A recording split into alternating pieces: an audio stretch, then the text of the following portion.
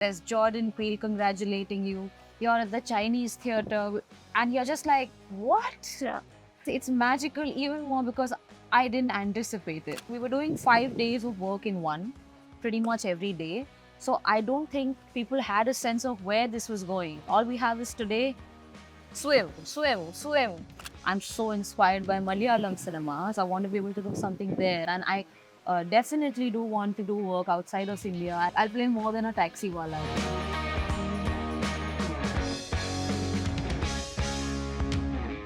So that's so lovely to see you in Cannes. Thank you. Thank you for doing this with me because I think over the years, this would be a marker for me whenever I watch any Cannes content.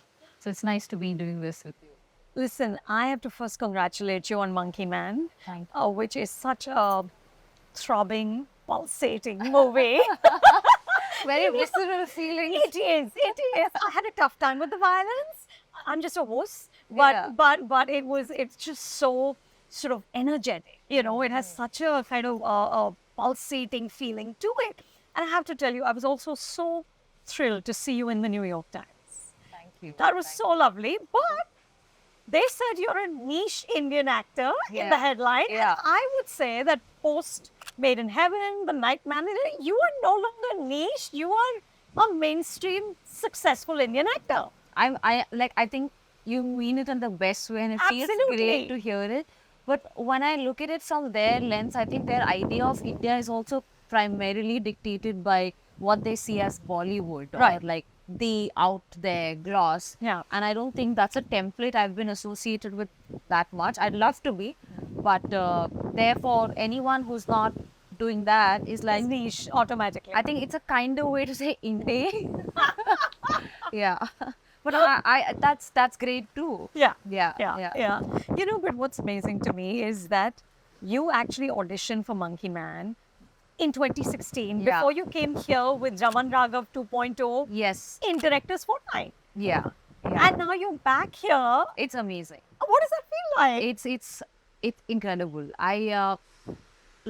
I finished shooting for Raman Raghav, which was my first film, and I was so excited at the prospect of going to Cannes, but I was also a little intimidated and nervous excitement. And Seher Latif, the casting agent at that time, it was an open casting call.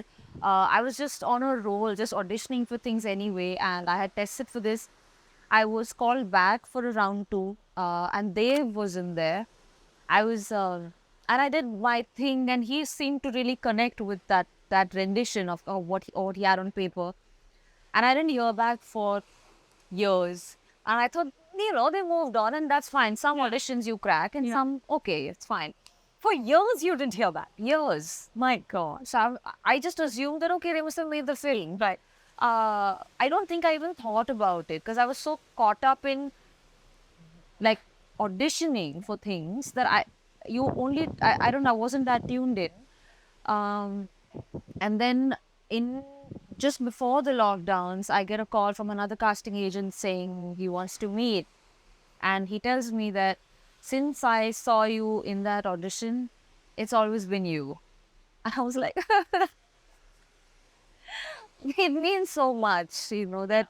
And also, I do think that with a first time, I mean, every actor, we want to work with accomplished filmmakers with these grand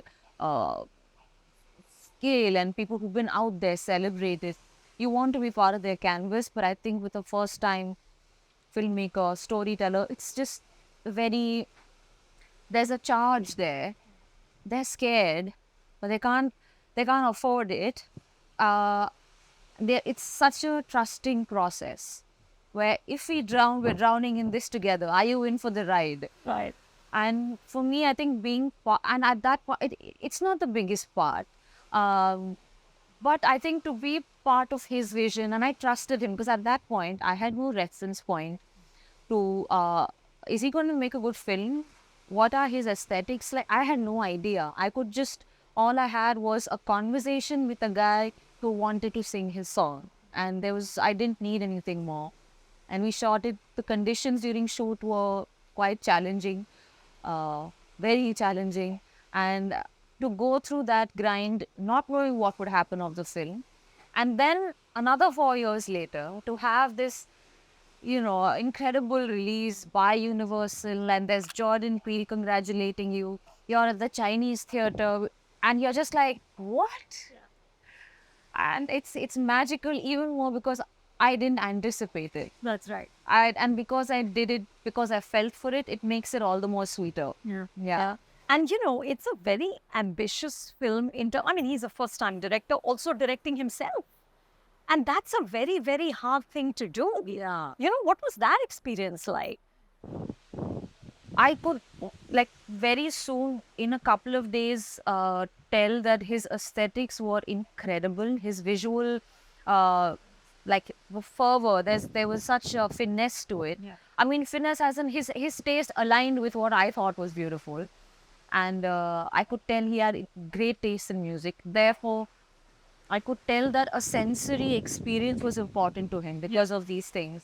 And He never lets go of that. There are moments when you think the story is faltering a bit, but the sensory experience stays consistent. Yeah, And it's a bit of a tease sometimes. Yeah. I could tell, but I don't think anyone, because we were doing 5 days of work in one, pretty much every day. So I don't think people had a sense of where this was going. All we have is today, swim, swim, swim. And I had no idea what the film was like until the trailer dropped. A few minutes before, the producer's calling me and he's like, surprise, the film's coming out. I'm like, what? I watch it, I'm like, we made this? How? When? Wow. I think more than anything, I'm happy for Dave. I am happy for people who have the courage to take the leap. Yeah. Like, what if you fly? What if you fall? But he flew. Yeah. Yeah. You also said, Sobhita, that your first trip here, when you came with a film, you said it really shaped you as an actor. Yeah. In what way? How did this festival shape you? I was doing a lot of auditions for ads and stuff before I got my film. And when I did do the film audition, even if I hadn't got the part, halfway through that test, I knew that until now I was a little uncertain about what I was to do with my career because I didn't know. That film showed the people I was surrounded by, how hungry they were. People weren't working for reward, be it a Nawazuddin Siddiqui, be it a Vicky Kaushal, of course the filmmaker Anupama Chopra, who at that point I felt so, it meant so much to me to be chosen, that because it gave me an identity. I was like this kite without, like, kati patang. Because I gave myself a time of 3 years and I was auditioning. Yeah. But until you are chosen, you don't really know if you can fit it. Yeah. So it really empowered me, and the shoot experience really freed me because I was able to just be myself, and that was enough. And I thought, wow. And what was it like here? So from when he told me we're going to Cannes, I had to start reading the most basic things because I had only known the red carpet pictures. That's right. In papers, and there's, this like glamour and all of that. But I had actually no insight into the world of, the actual world of cinema. I didn't have access to it. Yeah. And we got you at we were all staying in an Airbnb somewhere far off. We are getting the experience was very grounding. It was like, getting like anda and onions from like your local thing. We are cooking in the house, and it was very cute. When I look back, it was not like flamboyant in any way. We were just doing very desi things. What fun. Yeah, and I remember we didn't know the film would have a premiere. So we just sauntered into the theater and the director was just screaming. They're like, why the hell haven't you come for the premiere? The press is left. And we're like, there's a premiere? We didn't know. But like that moment when we watched it and we were called on, it's a bit surreal, I think. It's so special. Also because I didn't know so much. I was also learning on the go. I didn't know so much about the festival except whatever I could Google. And it shaped me because I could see that people respected craft. People were able to sort of, you didn't have to belong. You could just do your thing and be authentic and passionate and do it beautifully. Yes. and you have a place in the sun. And that meant so Quite much to literally. me. Yes. Yeah. So I think that it sort of instilled a sense of freedom in me. And from that point, I wanted to do parts that had scope for performance in whatever little way. I mean, I wasn't exactly in a position to say, "Ah, I want to do this. And I didn't know. I was just from the opportunities that were accessible to me. I was trying to pick from that. And so I think it shaped my sense of judgment with parts. Something that involved a bit of performance became a priority, which maybe otherwise it probably would not be so this thing. Yeah. I'd probably be in the hustle of trying to just get something to just like be out there versus wanting to do it meaningfully. Nice. Yeah. Nice. Yeah. And what brings you here this year? I'm here with a brand, Magnum. It's an ice cream brand that I've actually loved as a consumer for many years. It's my I remember memories of me and my sister just our indulgent chill nights would be with this. So it's nice to come here with them. I recently did like an activation with them in Mumbai at the Lakme Fashion Week. So this is their first time in Cannes. So it's nice to represent them. And Nice. yeah. Nice. You know, there's something you said, Shobita, that really kind of intrigued me. You said that you have goalposts for your career, Yeah. but your idea of success is not vertical, it's horizontal. Yeah. It's a new direction I'm growing in. What does that mean? There are things that I'd like to sample. There are experiences or filmmakers or roles that I want to do. Like I absolutely would love to do commercial films because I enjoy watching them. And but I don't think my idea of like if my decisions are based entirely on the outcome of it, I think the play would be gone. I wouldn't be able to play and have fun with my work as an actor.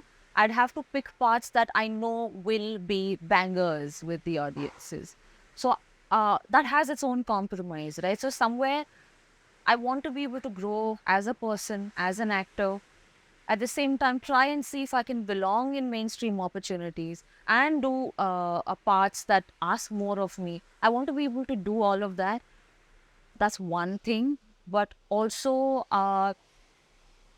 there used to be a time where I used to think work is everything, and there's this. I think we tend to put the whole hustle culture on a pedestal, and I read somewhere that people experience burnout because they treat rest as a reward and not a right, which not to say that I just want to lounge about and while my time away, a bit of that too, but I want to be able to fill my cup and be okay with having less.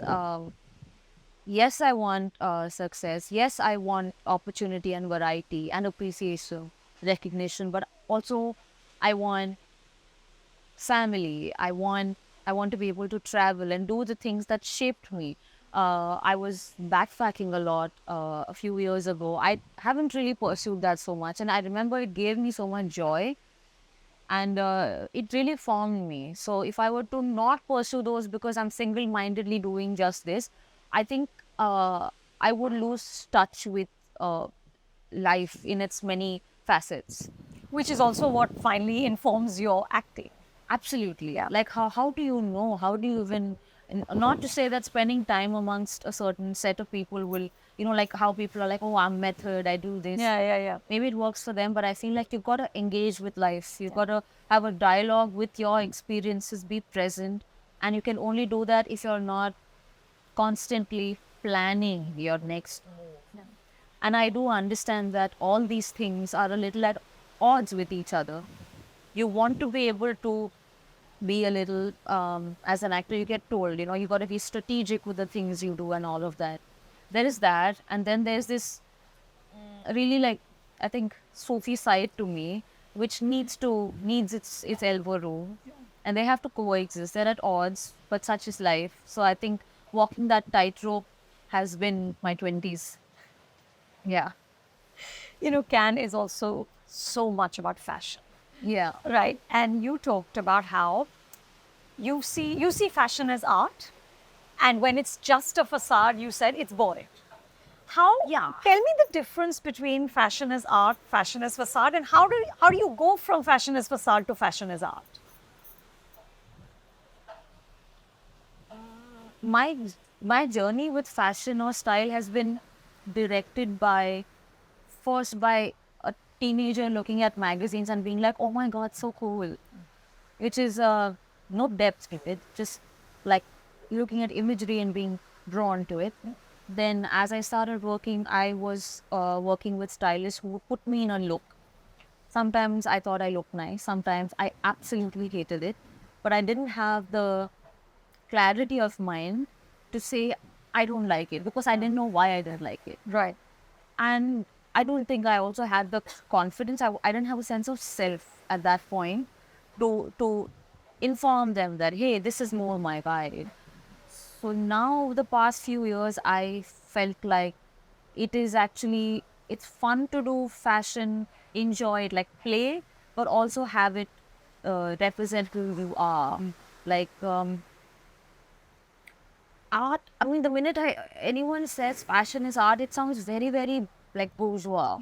And I'm like, oh, because the teenagers that grew up in Vizag would probably like cringe at it, like, oh God, these celebs, what nonsense they talk. I probably, it just sounds so not relatable. Right.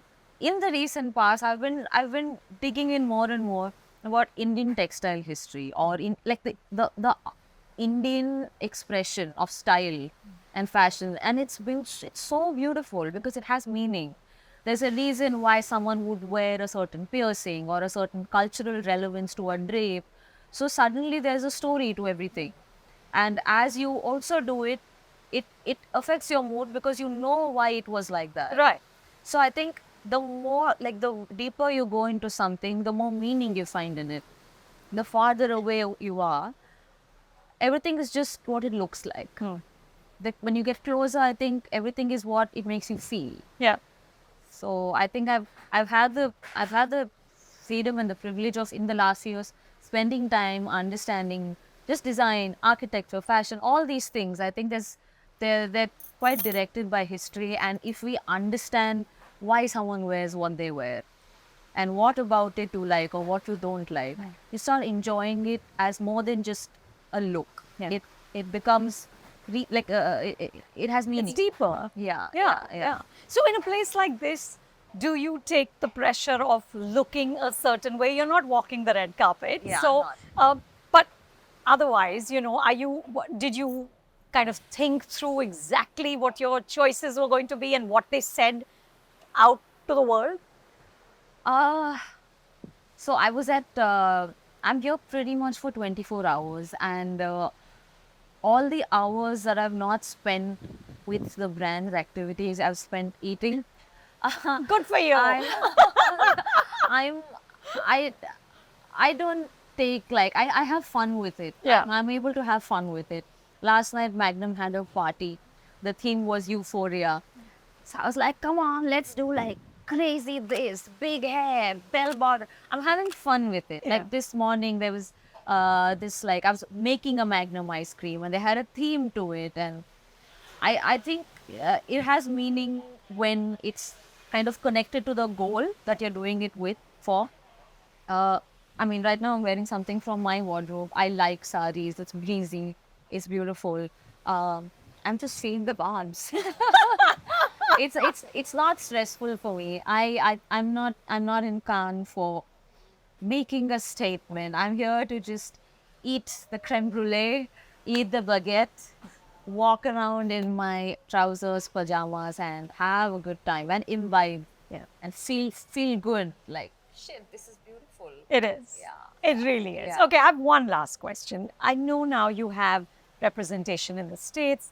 With Monkey Man, you went to America for the first time in your Yeah. life, which is so lovely because it premiered at South by Southwest, Yes, yeah. which is a fantastic It was festival. an incredible response. Yeah. It was electric, the way people were responding.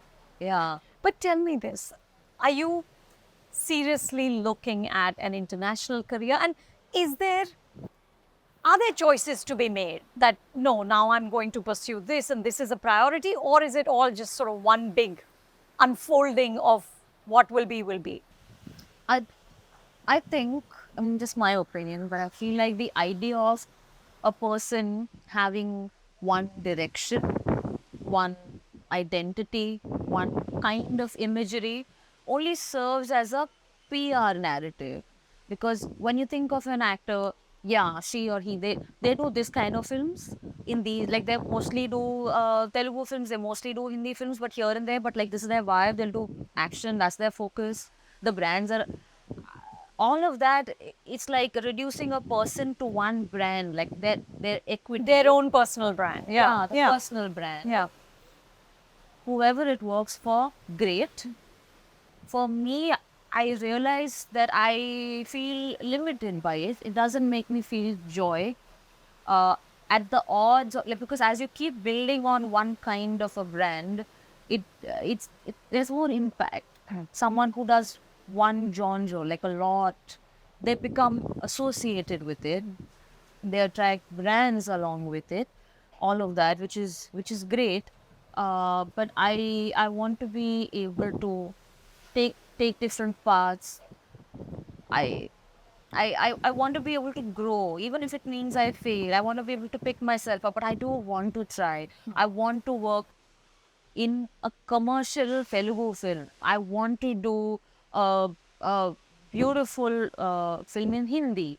I'm so inspired by Malayalam cinemas. I want to be able to do something there, and I definitely do want to do work outside of India. And I think it's a time when our idea of, I mean, I'll play more than a taxi wala, I think, in a film outside of India. We're moving towards those times, which is great. Or a barista. Yeah. So I want to be able to do it all. There's no fixed plan. The compass is broken. There's no north. Maybe I'll just like step back for 2 years and maybe I'll study. Maybe I Don't do that. I'm just saying, let's consider that a few years later. Yeah, but I want to learn. I want to throw myself in the deep end and figure out how to swim. There's such joy in that. Maybe it's not very wise, but it's fun. And it's one life. Yeah. Listen, I would say being wise is overrated. You're so concerned. You're like, no. Well, I'm not concerned about that studying idea. I say no. I'm vetoing it. We need you on screen. We need you doing more work. So please continue to do it. And so lovely again to see you. Thank you so much. Thank you so much. Thank you for having me. You've been watching FC at Cannes 2024 in association with entertainment partner Airtel Xstream Fiber, beauty partner Lakme, podcast partner Amazon Music, and travel partner Air France.